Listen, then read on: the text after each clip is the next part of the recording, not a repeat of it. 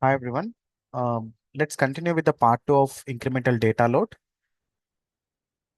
We are in our Synapse workspace where we can do our pipeline development for incremental data load. In the last video, we have gone through the creation of tables, stored procedure, and a watermark table. And in this video, we will go with the pipeline development. If I come to this integrate tab, click on new pipeline.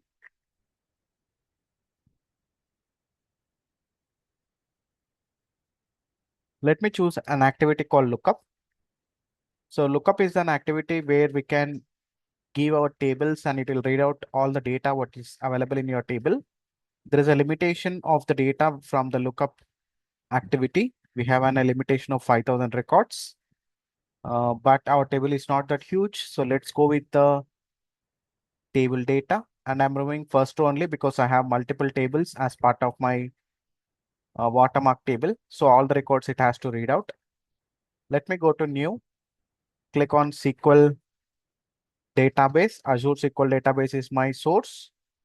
And if I go to Azure SQL and I'll mention like incremental load and here I'll mention DS.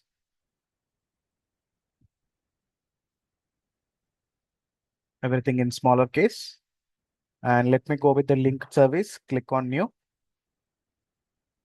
You can remove this and say ls az SQL inc. And if I go below, I'm going with the server name. This is my database server and this is my database. Let me authenticate. Let me go below and give my password here. Now I'm testing the connection.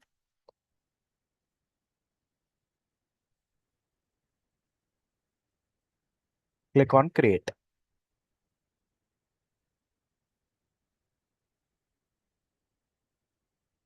As you could see, we have connected successfully.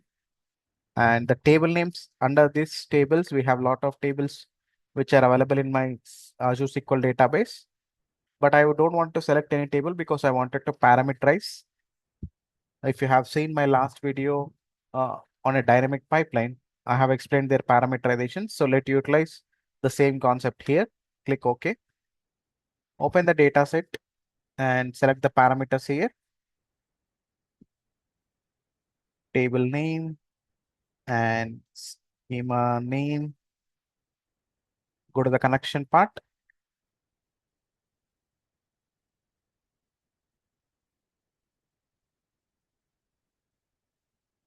Let me go to the schema name. Let me go to table name.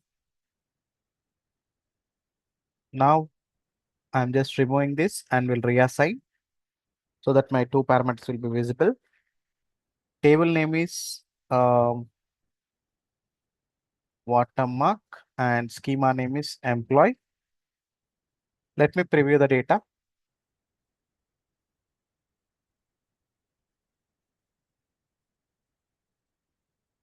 So you have two tables here, employee table and manager table. And we have the rest relative information last load value as we did not load any data into ADLS Gen2 till now. So I am going with the default date and for manager default value. This is the folder structure we will be creating and these are the delta columns which we have. Now,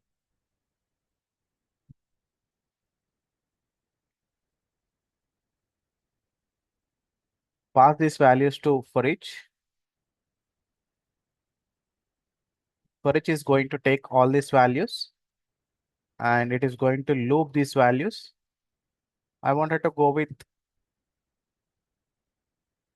parallel everything, not sequential.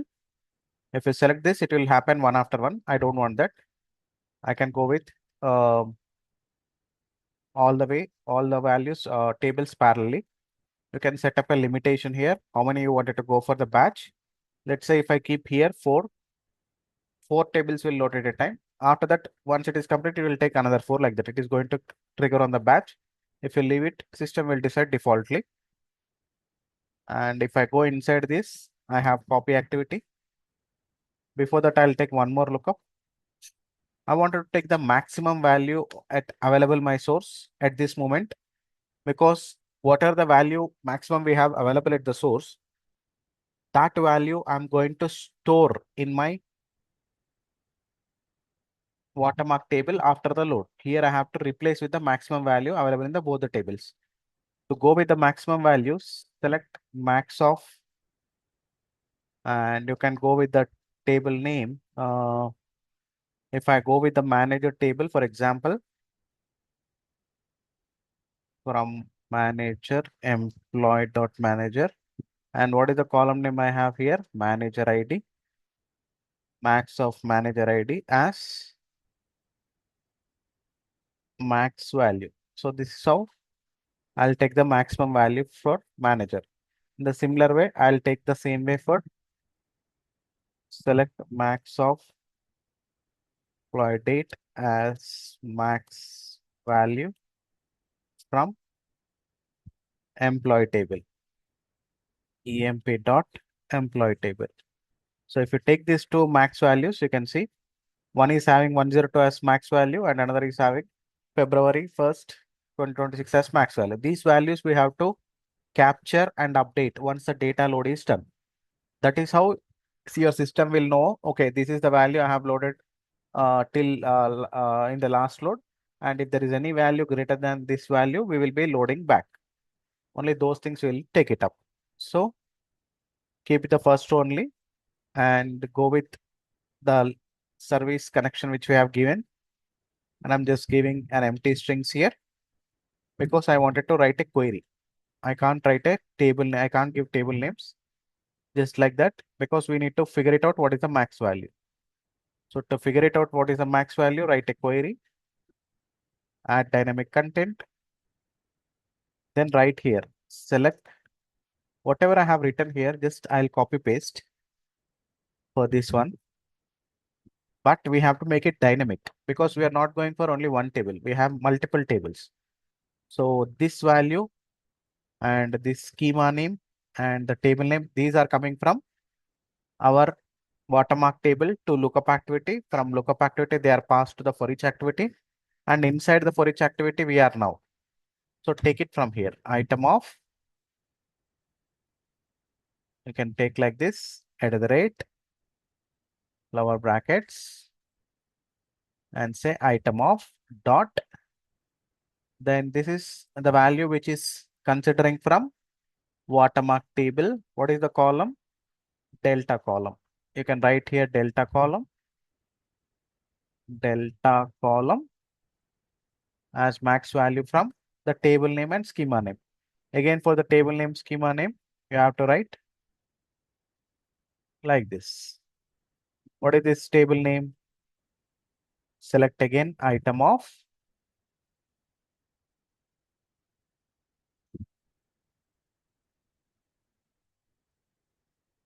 paste it here, and again paste it here. Item of dot table name column is available in capital letters, table name, and schema name, table schema. Table schema.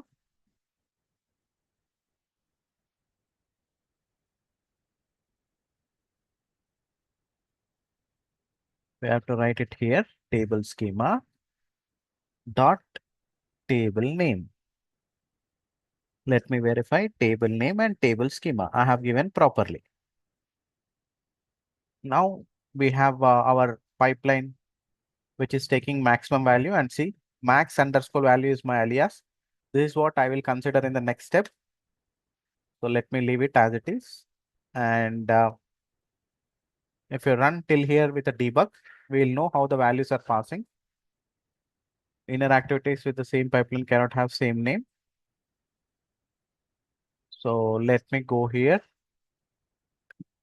with pipeline inc. And here I'll say watermark. And here I will give max value. That's it. Because we cannot give activity same name for multiple activities. Okay, I have changed here the name. So I have to reselect this watermark value array. That's it. Now debug. So it's good to see that this kind of issues so that we can aware where is going wrong and we'll learn more from the issues we are facing. So let me run this.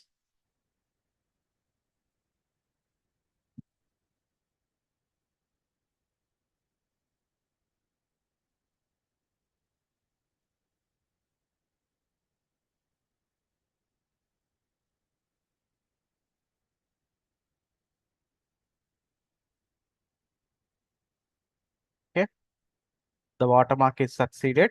Next, it will go to the lookup activity for each activity. And you can see the watermark values, how it came outside. In the JSON format, I have two things, ID, name, table schema, folder, all these things. It is passing to for each.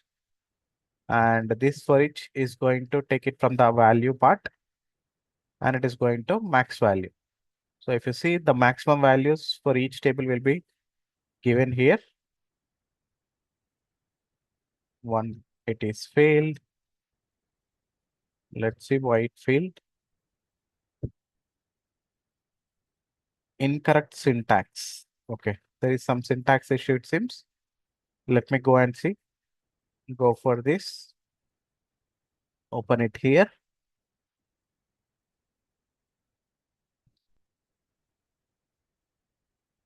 Table schema. Here I missed at the rate. So that is the reason it failed. So let me run once again.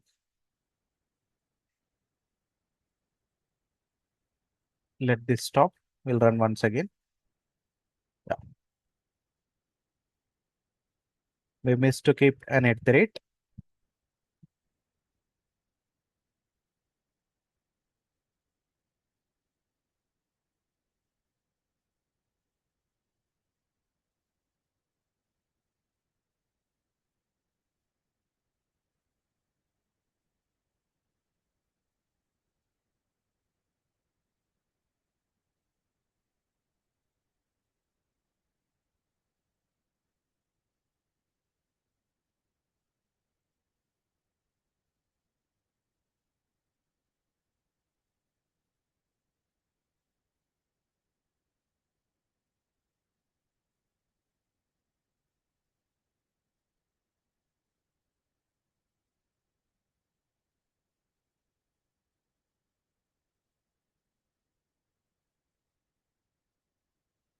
See, it has success. Maximum value, it has February 1st in the table, one table. And in another table, it is having ID. 102 is the maximum ID. So we are able to capture the maximum values from the source side. Now, if I go here and bring the copy data activity, once it captured the maximum value, I'm going to write one more query here for the copy data activity site. So I'm taking the same connection. I'm not creating multiple data sets. That is more efficient. We are going with only one data set for SQL till now. That is how optimization works in terms of pipeline creations. We should not create for each activity one data set. Select star from table name. Table name is coming from at the rate item of dot table name. And before that, I'll write item of dot table schema dot. And for this, I'll just keep it like this. It's on a safer side. I'm just saying it is a string where we have to write a query such that this last loaded value based on this column is greater than this last loaded value. How I can write? Where at the rate item of dot, I'm going to consider the column delta column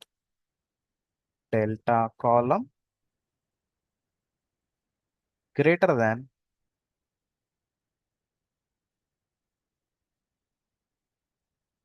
the rate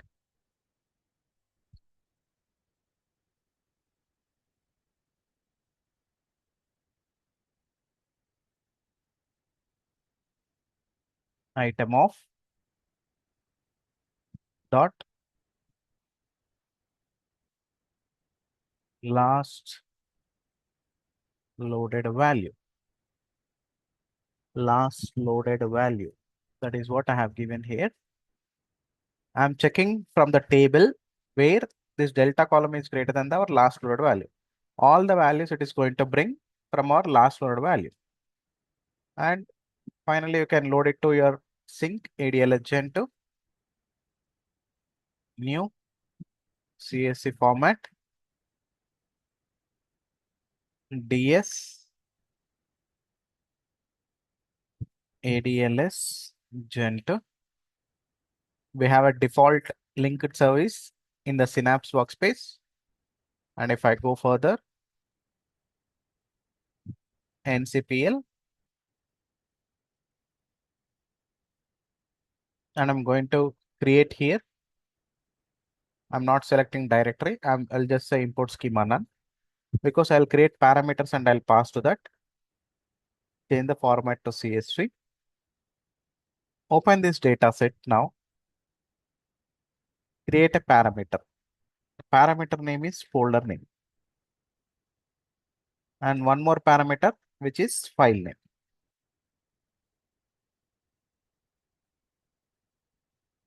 Now, if I go here, you can select the folder name. And here you can select the file name. Now go back to here. For the folder name part, value is coming from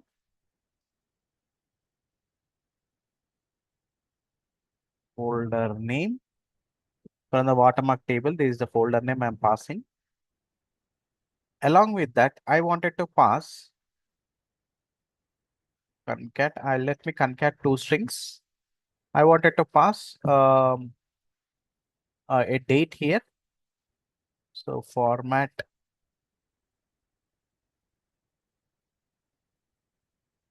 date time of. You can go and check here at the functions. Format date time T capital. What I'm going to see at the rate UTC.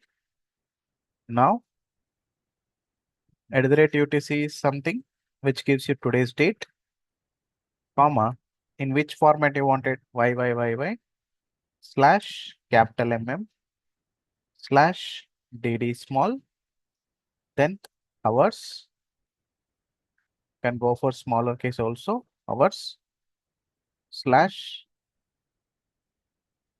minutes slash. I'm going to have hours and minutes as well inside the folder structure. And what else I needed? Yeah, comma dot CSV. And before that, I also wanted to have something here, which is, let's keep, okay, this dot CSV is not necessary here. This is a folder structure I'm going to maintain.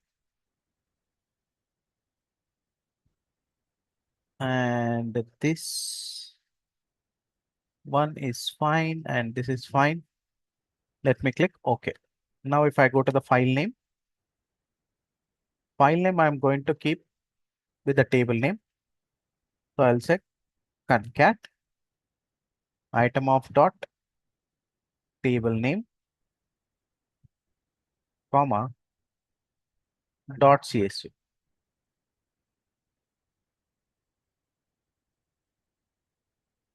This is the file name.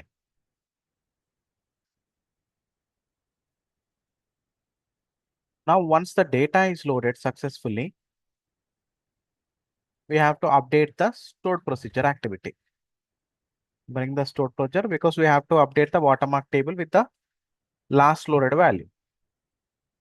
If I go to the stored procedure,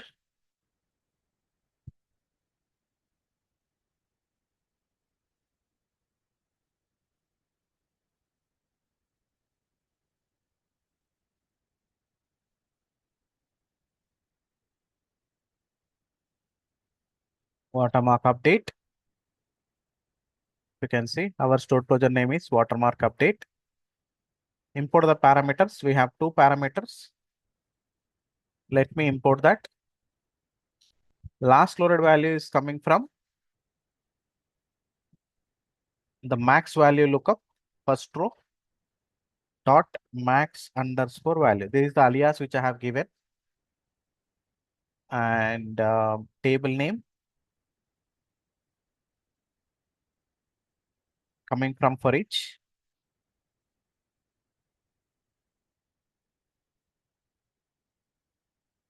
It is going to update that.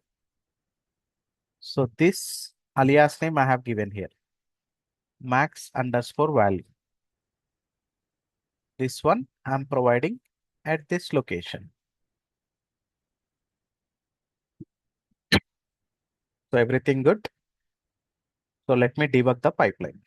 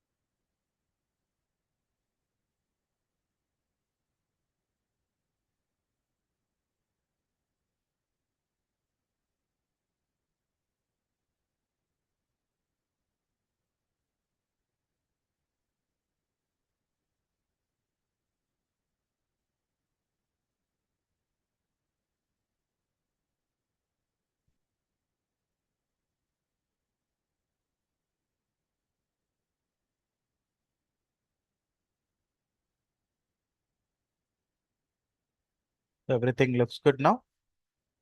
Data has been loaded. These are our previous values for the watermark table.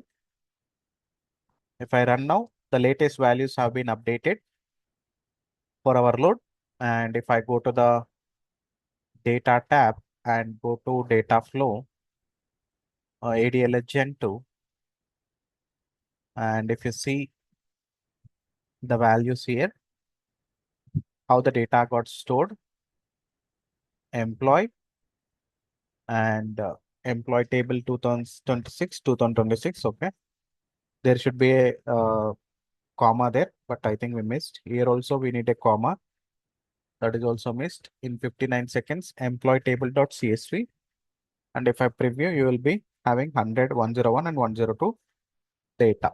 So let me delete these things and let me make some changes in the pipeline for exact folder structure. If I go here, go to the sync and here I'm going with this way. So everything looks good now.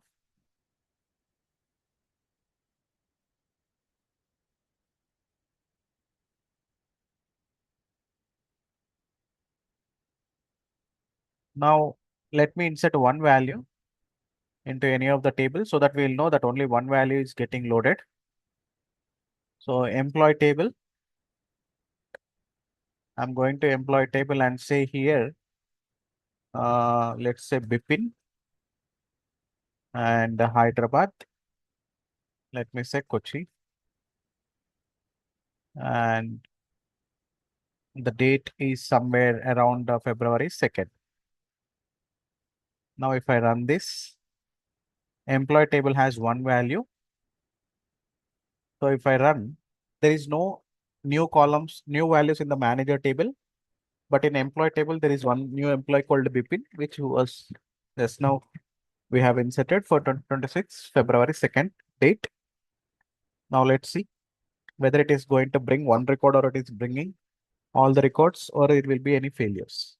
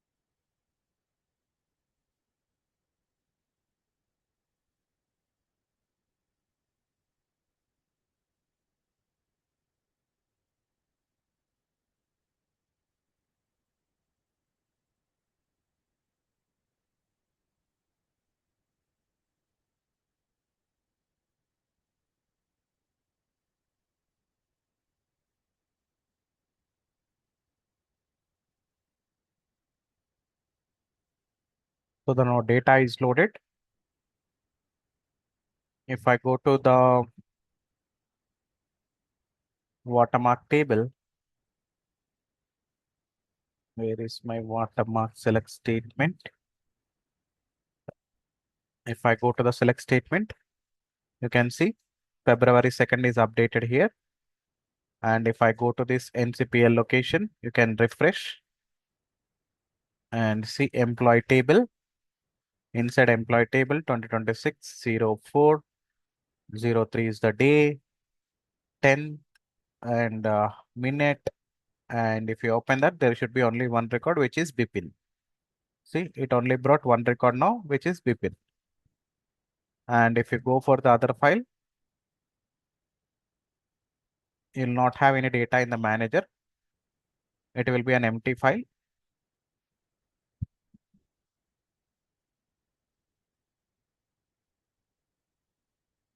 You can also avoid running this empty file as well. That level of setup also we can do.